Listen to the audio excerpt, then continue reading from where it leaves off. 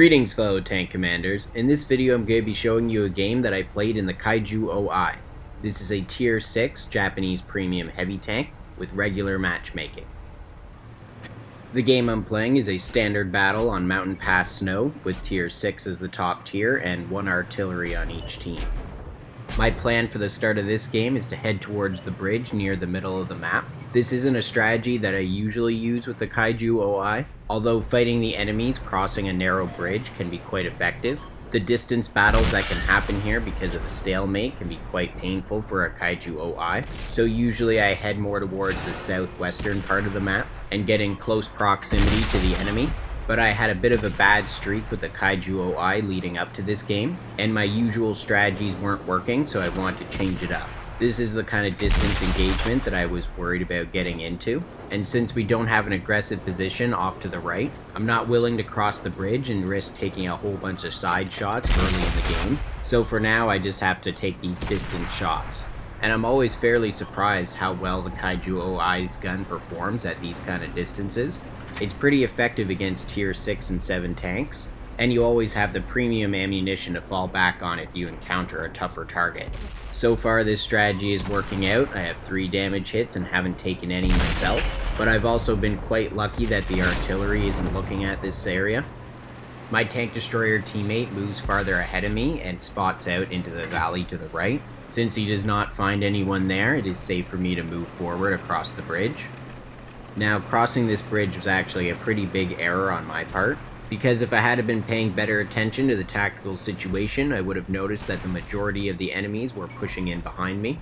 But I chose to commit to this push, and I figured that my teammates would be able to hold the enemy in place long enough for me to get to their base.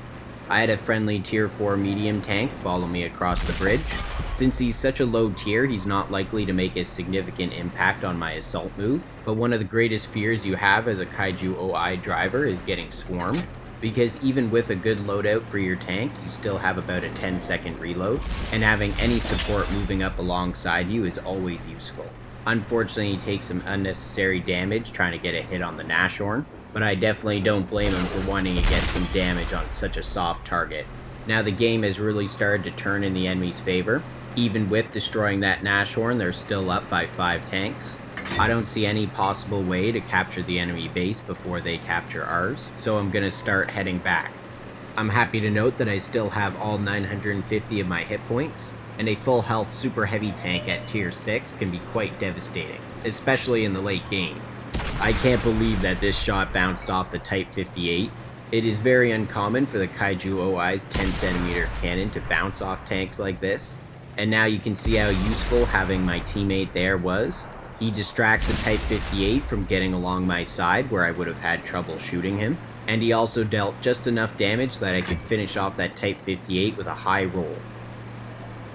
Alright, so now there's 7 enemies remaining. They've started capturing my base and I am in no position to get there in time to defend it. I'm driving towards there nonetheless in case I run into an enemy to get some final damage. The flat side of a Kaiju OI is an easy target for any tank, including this tier 3 tank destroyer. But since he's 3 tiers below me, he's not much of a threat, and a single shot finishes him off. The enemy stays on the base until there is 5 seconds remaining, and so I was sure that the game was over. But now I get to make an awesome final stand. With that tier 3 tank destroyer down, there's now only 6 enemies, and no doubt they think that their combined firepower could take me down quite easily. The Kaiju OI's excellent view range allows me to spot out an enemy ARL crossing the bridge behind me. I get a really nice damage hit on him and just leave him with a sliver of health.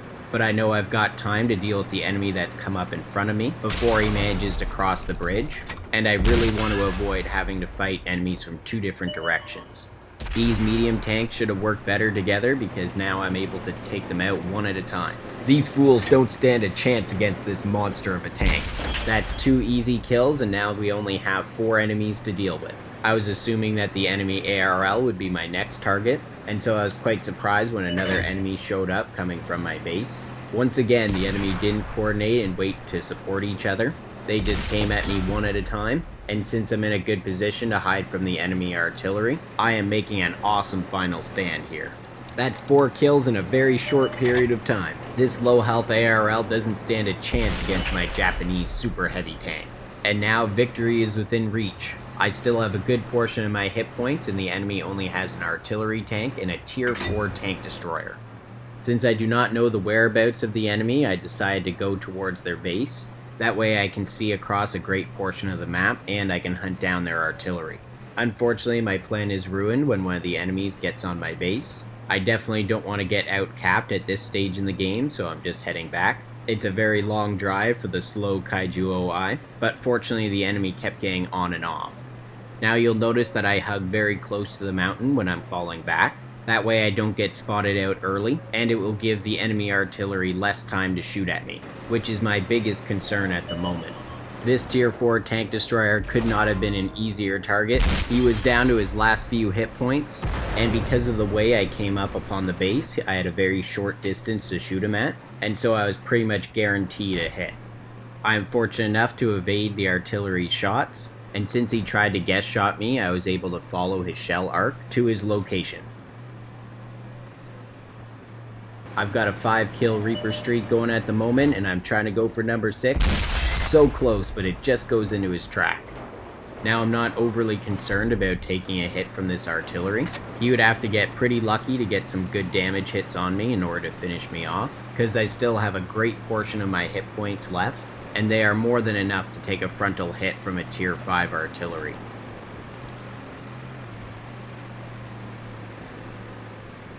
Since the artillery didn't try to retreat, his doom is inevitable. I'm not going to waste time trying to avoid taking a hit from him, or try to get a clean damage hit without taking any, because I don't want to give this artillery any chance to get away and get a second shot. There's nowhere for you to run now, little puny arty. And that's it, the Kaiju OI wins against 7 enemy tanks. I bet the enemy team's wishing that they never got off my base. For this game, I managed to earn 73,000 silver, but that's with running a premium consumable. I earned 7,692 experience, with 4,000 of that being from operations.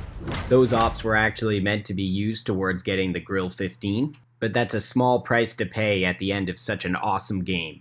For this game, I managed to deal 3,303 damage, assist with 75 damage, and destroyed 9 enemies while blocking 1,330 damage.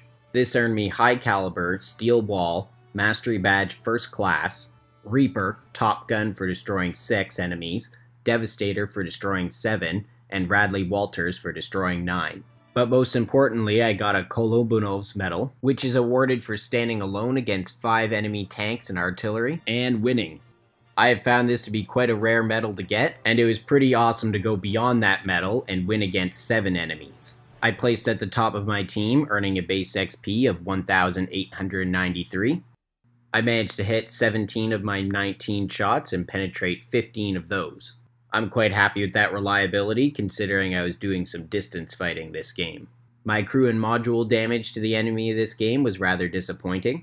I destroyed the radio and injured the gunner in the Martyr 2. And destroyed the engine in the Nashorn.